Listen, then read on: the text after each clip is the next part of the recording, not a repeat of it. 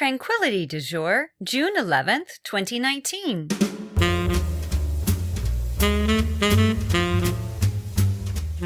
Hello there, this is Kimberly Wilson, and welcome to the 457th edition of Tranquility du Jour, a podcast featuring artists, authors, and activists making a difference around the world.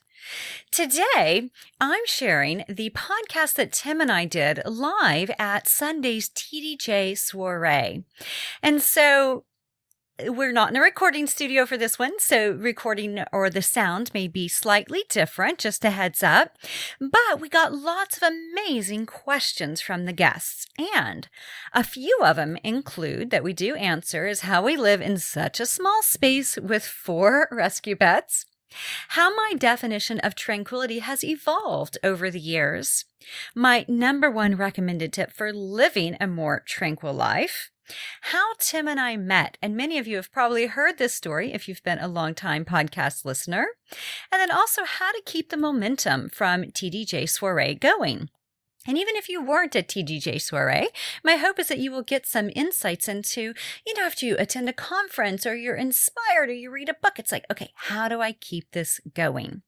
And I will say I'm still processing the day, and I also have lots of questions still to answer from guests. So I will be doing that over the next few weeks. So this weekend was a culmination of many events. We actually had 3 events. Saturday was Yoga and the Animals, which is our 4th annual one out at Burley Manor Animal Sanctuary. And we raised $1,650 for the animals. And then also, that night, we did a meet and greet in my office for the VIPs. And this was really fun because it also is happening in the middle of DC Pride Parade. So I happened to be right in DuPont Circle, and that's kind of where everything was happening. And so it was quite festive. And one of our guests actually had to climb some barriers to actually attend the event. And then, of course, Sunday was the soiree. And so that was all day.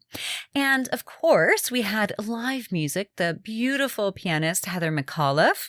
We had an assortment of flowers, lots of peonies. Sadly, the 100 light pink ranunculuses had passed away and did not make the event. So sad. There was a scent of lavender. I brought my diffuser and plugged it in as soon as I got there. And typically you add about 8 drops. I added like 40 because I wanted to make sure that scent was there to welcome and greet the guests. We also had the Luxe goodie bags that had 14 items in it. And they ranged from a handmade bath bomb that's pink with leopard print. We also had a metal straw, gold metal straw, so that you can tote that versus using plastic. We had a beautiful gold pen. We also had journals. We also had a Tranquility skinny scarf. We also had a rose tea light that actually had rose petals in it. And then samples from Rose Glow Tea Room, a CBD-infused tea. We also had CBD-infused skincare items from Leela. Of course, gold washi tape and more. So it was just a sensory delight. And the cool thing too, the Luxe goodie bags were handmade velvet bags from remnants of Tranquility fabric, velvet fabric that we have used in the past. And so it's just a great way to also have like a little care package that you can reuse. One of the things that I talk about in Year of Tranquility is having like a luxury toolkit, right? That maybe you have in your office or you have in your handbag. And it just has things that are kind of restorative to you, such as a perfume. And that's another thing that was in the goodie bag is a sample of the Tranquility perfume, Tranquilité perfume. And that's what I made in Paris many years ago. And now we have the formula and are able to create it into these beautiful parfum oils. And so they came in these great little purse-sized samples. Really, really sweet, all with like gorgeous little gold caps. But if you think about it, it's like, what would go into your little luxury toolkit, right? That you could always have with you or on you. So for me also in my purse, like I always have, of course, a perfume, a lip balm, mascara, a little lavender oil, my metal straw, a metal fork, so that if I show up like at Whole Foods and I get something from their cold bar, it's like I don't have to use the plastic. I've got my fork always with me. So it's things like this that what would go into your luxury toolkit that might be helpful for you to always have a little dose of comfort. One other thing that was in the luxury or in the luxe goodie bags that I find really lovely is a rose quartz. And so for you, could that be some sort of a stone or something that would just feel good on your hand and is also quite soothing and is therapeutic? So we also had Tranquility. It was like a Tranquility masterclass where we dove into the 6 Tranquility du Jour tenets. And they ranged from self-care, which included dreams that kind of set the tone for the day. We also, of course, had creativity, where we created an inspiration board, style and beauty, which included a fashion show of tranquility. There was also compassion, wellness, and mindfulness. So an entire day really devoted to exploring those 6 tenets. Of course, there's vegan fine dining, amazing food throughout, from spicy kale chips to beet tartare hors d'oeuvres that were passed during our happy hour. And of course, green juice and organic teas, organic wines, and then a like-hearted community. And I really emphasize the word heart because we're not always going to have the same mindset of like, this is the way we do things, or this is the way, my politics or religion, or, whatever it is. It's like, we're never going to be completely the same there. It's really important, I think, that we do expose ourselves to different viewpoints. But this idea of like-heartedness, meaning like open-hearted, receptive, engaged, kind, I think that's really what's important. And I think we had an amazing group. So again, I just want to say a big thank you to everyone who joined. A big thank you to Maria, Patricia, Betsy, Lorraine, Melinda, Jean Marie, Anu, Julie, Deborah, Robin, Linda, Alicia, Amy, Nisham, Barbara, Rebecca, Carol, Joanna, Tim, Marie, and Renee, my local seamstress. Loved being with all of you. And this was also the debut of a brand new Tranquility wide leg crop pant and the release of the latest Tranquility du Jour daybook. And if you're new to Tranquility du Jour, there is a link in the show notes to learn more. And then also you can sign up to receive ongoing regular love notes that gives you access to Tranquil Treasures, where you'll find PDFs, MP3s, and more. Now, a few things before we dive into the podcast that I want to mention. 2 free events that are coming up. TDJ Live happening on June 23rd at 8 p.m. Eastern Time, and the Tranquility du Jour virtual launch of the daybook, and that is June 28th at 8 p.m. And again, both of these are free. Now, one thing to note is if you filled out the online form to sign up for either of these in May or up until pretty much last night, which was June 10th, unfortunately, there's been a tech glitch and all that data has been lost. So I encourage you to re-sign up for TDJ Live, and I'll put this out in a blog post also, and I'll keep reminding you. But sadly, if you had signed up, we need that information again, just so we can be sure to remind you about it. And then also, if you signed up, if you purchased Tranquility du Jour daybook from Amazon, or you got it as a gift because you were part of the soiree, then we need you to put that information again into the online form, because somehow that has completely gone away. We're so sorry. But for the daybook, I want to make sure I have your information because I want to send you a personal invite to the virtual launch. So only if I have that information will you know how to access that virtual launch party happening on June 28th. Also, if you would like to come to Tuscany next month, I think it's like less than 4 weeks. And that we have 2 spots left, including a single room. And then last but not least, if you are in Montreal or in the Canada region, I'm going to be up there doing a workshop September 20th through the 22nd, and would love to have you. I'll be talking about business of yoga, creativity, and mindfulness. And one last thing I wanted to mention, and I'll put a link to this in the show notes, which can be found at KimberlyWilson.com/457.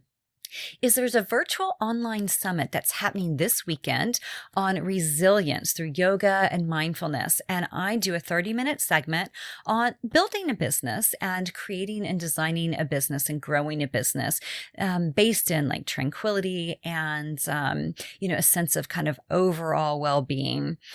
And you can find out more about this event and sign up for it at authorsofresilience.com. And again, I'll have a link in the show notes for you. And without further ado, here's Tim and I at Sunday's TDJ Live.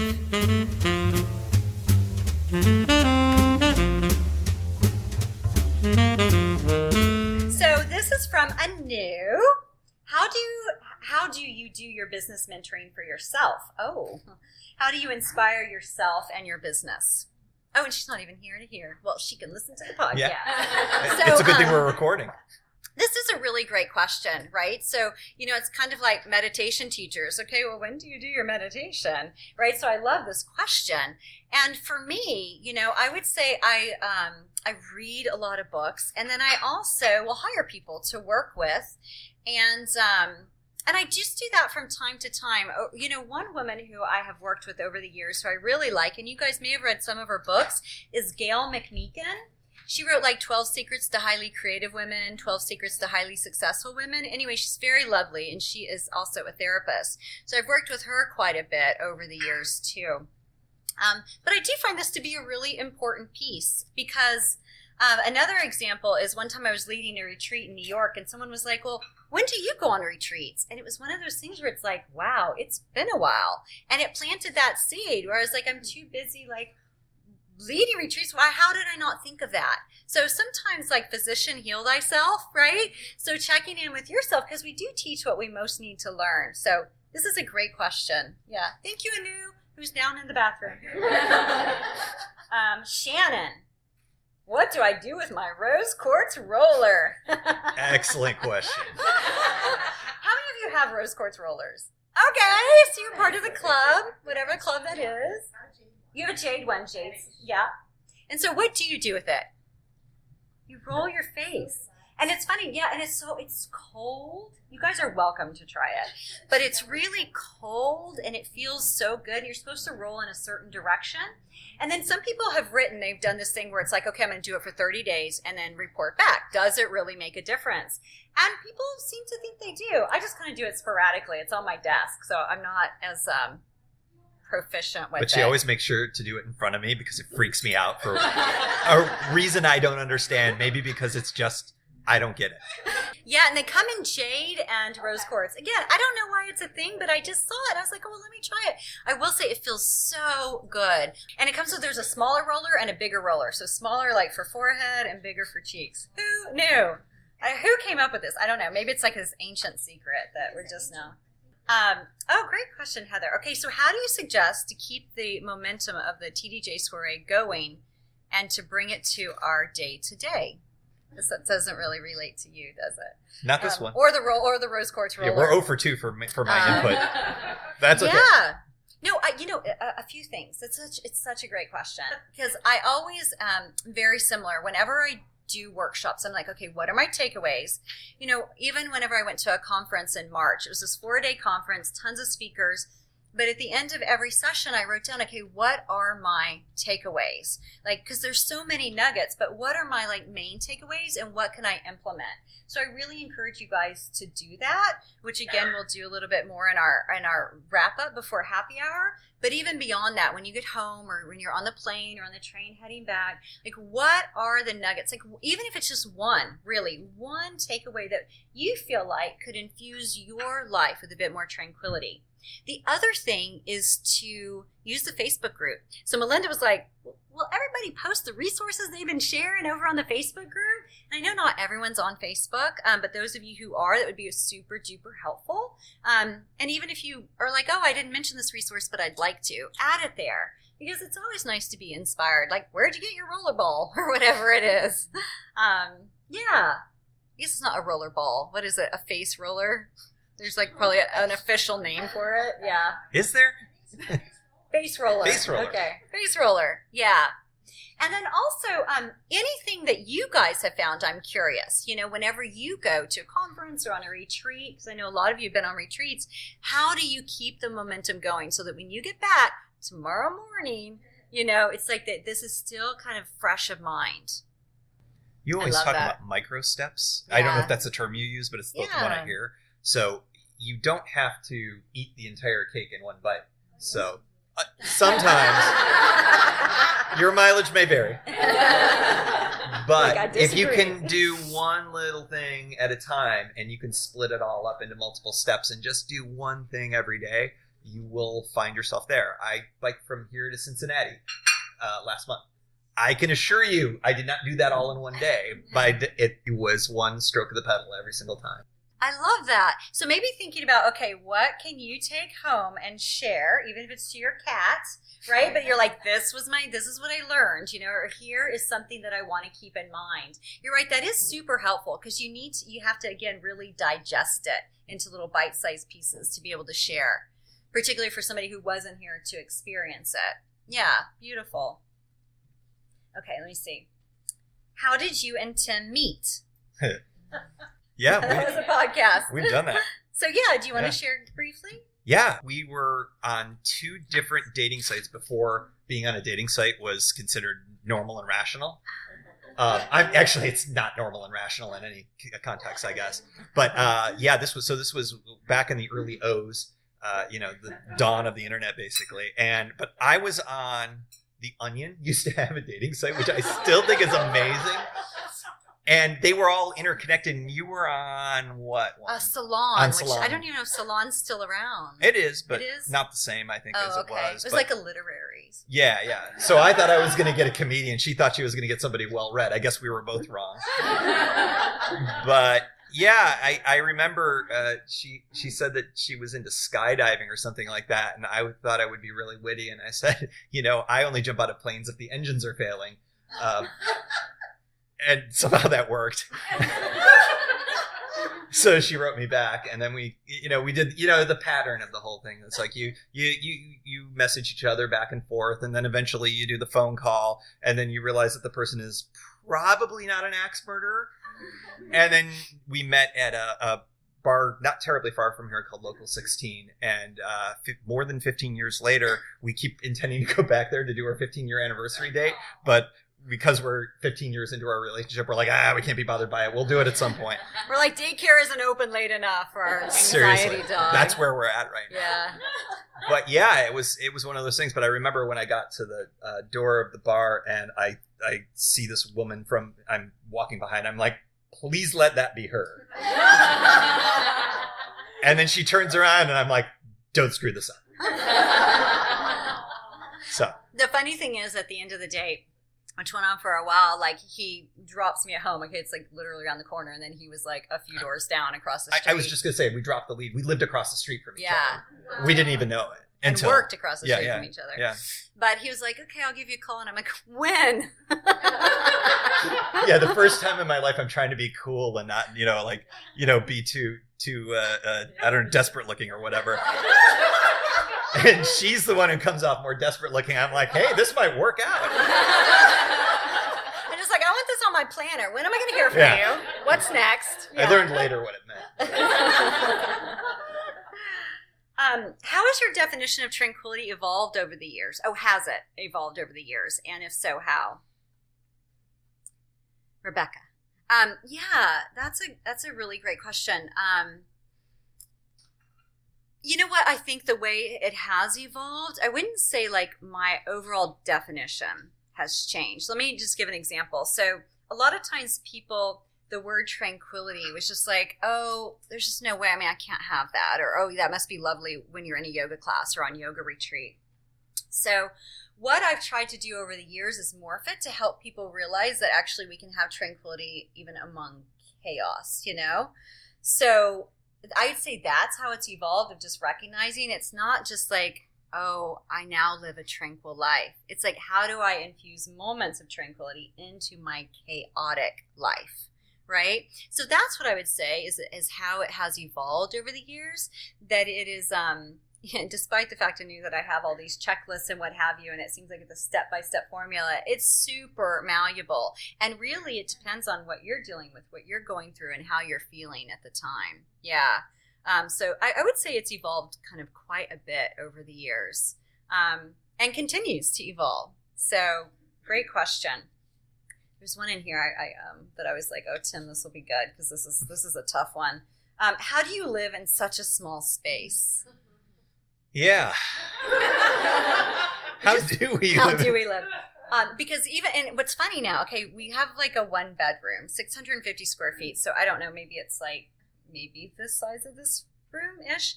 And poor mom, so she, she's out on like a memory foam cot, a little mattress cot out in the living room with the cat, because the cat and dogs have to be separated at night because the cat upsets one of the dogs' anxiety. And we can't just close the doors. No, we have to lock the doors because the cat can open the doors. So, I mean, it's just like the whole experience when you think Tranquil, it's like, it's so chaotic, but in like a sweet way, right? Yeah, we found also that just living in a smaller space just helps you focus on what matters too. Because I think that when you're in a larger space, or if you've ever moved from one place to another, you thought, I don't know how I'm going to fill this. I'll never fill all this place up. And you always do. I'm looking at you, Linda Wilson. Yeah, I knew you were. So, yeah. And I think that that's been helpful for us as failing yet aspiring minimalists to try to keep our stuff pinned in a little bit. Of course, yesterday I got a big bag of wool from the animal sanctuary we're at, and I'm like, and I was getting this. I was going, this is not minimalism right here. This is me grabbing a free bag of wool because I think I can make a sweater out of it. So don't listen to me.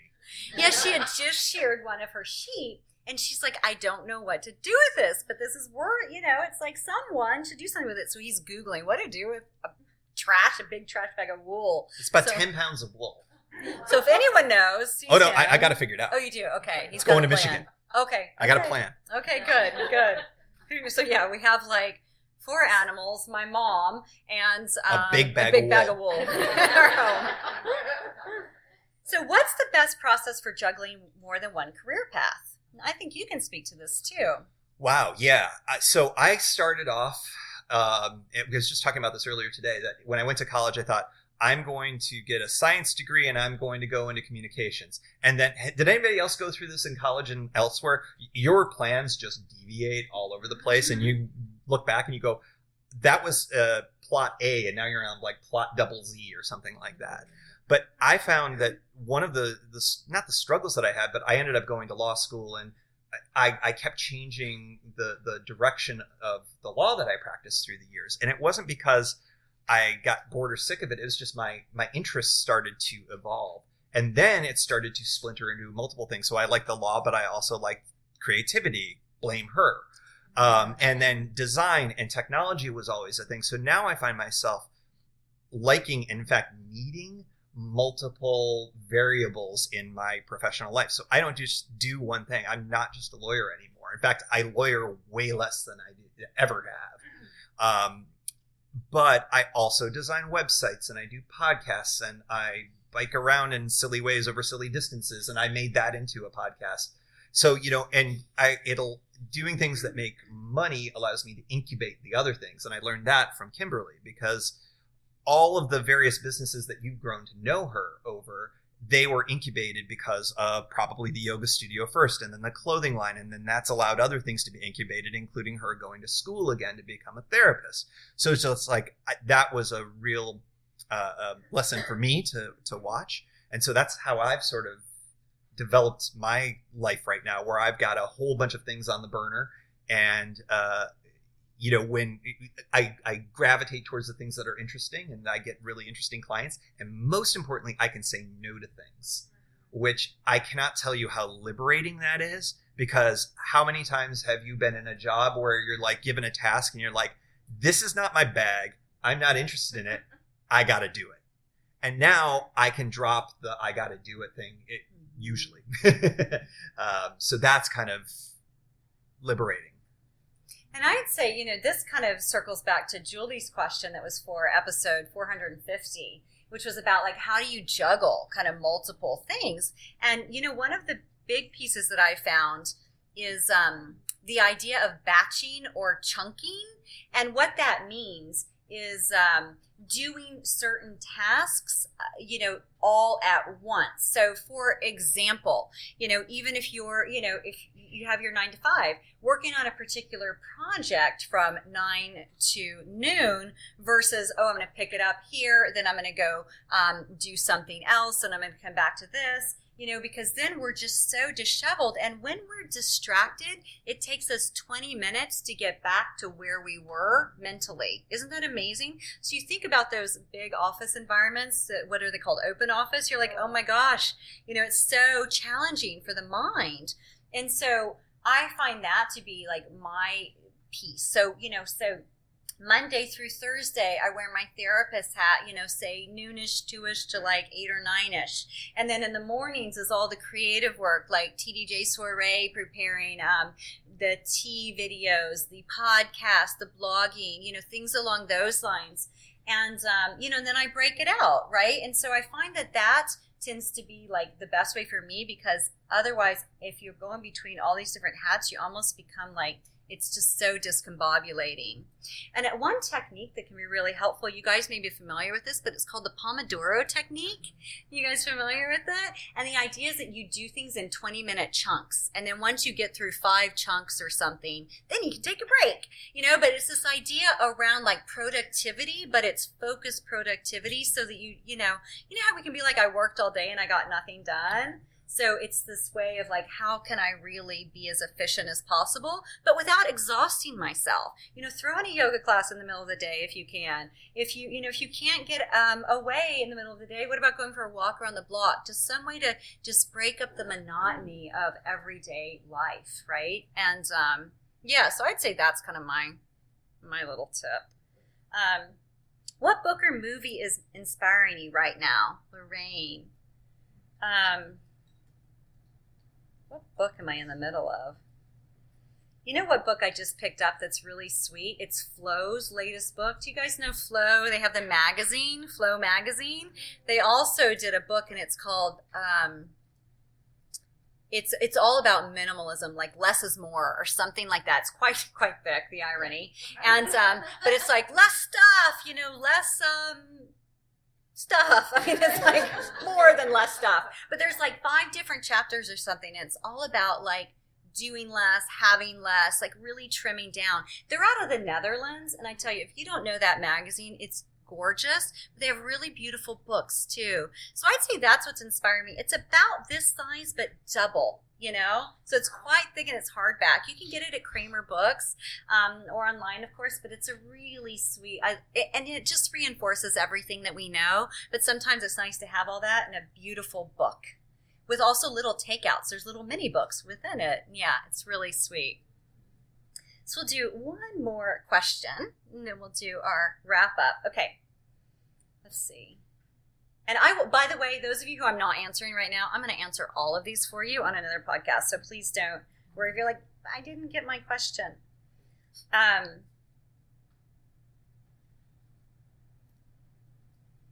This is a long question. This one's like, okay, you're right. Mom. I love you. Let's see. Okay. You're not getting on this podcast. I'm here. What is the number one tip you recommend for people to live a more tranquil life, Amy? So good. Tim, you answer, then I go. Wow. No pressure. You're the tranquility expert, and you're like, no, you go first. Okay. For me, I think it's super individualized. Everybody finds tranquility in their own way. If there's one thing that I've learned listening to every single interview, because Kimberly asks at the end of every podcast, this is Tranquility du Jour, or how do you find it? So what I found listening and in my life is everyone's answer is different. For me, I need to be able to get out and have adventure. If I don't have adventure, I wither at the vine. When I am not doing it in some way, shape, or form, I can feel it. So I try now to do something adventurous as much as I can, at least once a week. And often that's on my bike. Sometimes It's camping in places where I'm not allowed to. And hiding, and that's my new thing. It's stealth camping. And why do I get so much joy out of that? I don't know, but that's my new thing. So like on this last trip, I was in this town and I was like, their headwinds were bad, the storms were coming, and I'm in a town with no hotels, no Airbnbs, no campgrounds. So I'm like, let's see, there's a cemetery over there, there's a park over there, and there's a strip of woods in between. So I went in there and I pitched my tent and I stayed the night. And that was awesome. I could have gotten caught, but it totally worked. Yeah, I did not get caught, in fact. It's funny. I always worry because I'm like, I check my phone early the next morning. I'm like, do I have a text like, oh, I just got, bail me out. Totally. Denton, Ohio, or wherever I was. Danville, Ohio. His new thing. So if you see him on your property, that's what's going on. I have rules. I will not be on your property.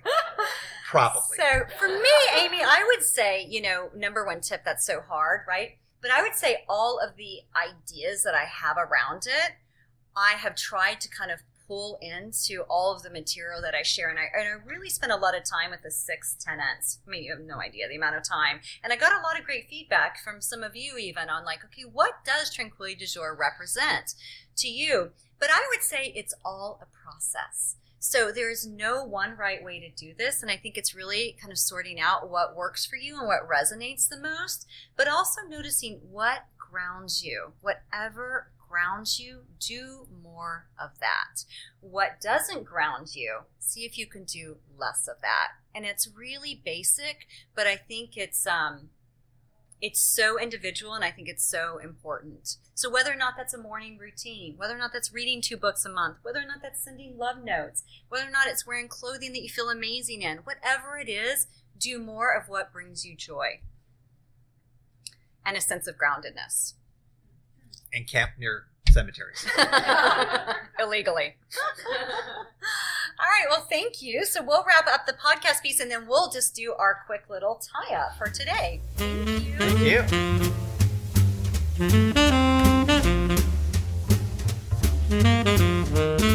So in the show notes, you'll also find a link to my latest book, Year of Tranquility, that comes with 5 bonuses. That was released in January. Also, the brand new daybook that comes with 4 bonuses. Eye candy that you can find over on Instagram. Follow along with us on Facebook, over on the Tranquility du Jour page, and watch YouTube and look for some upcoming new videos. Also, there's a link to Tranquility, the locally sewn clothing line that I've been doing since 2002. My 6 books, e-courses, the iPhone and Android Tranquility du Jour podcast app, and of course, read about my passion for animals.